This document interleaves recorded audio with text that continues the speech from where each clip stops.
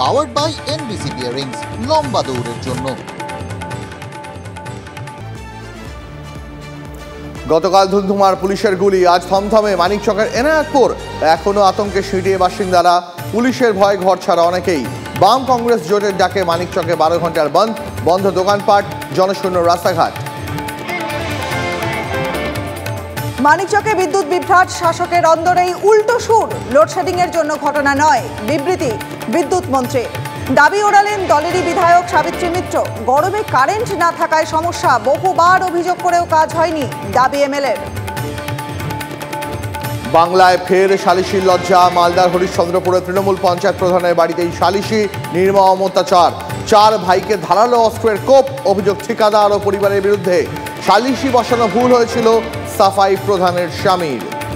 পর্দার পর বীরভূমের মুরারই রেলগেটে না থাকা লাইনে ঢুকে পড়ল গাড়ি, সজোরে ধাক্কা মালগাড়ির। বরাত জোরে রক্ষা 2 যাত্রীর, ট্রেনের ধাক্কায় গাড়ির পিছনের অংশ ক্ষতিগ্রস্ত।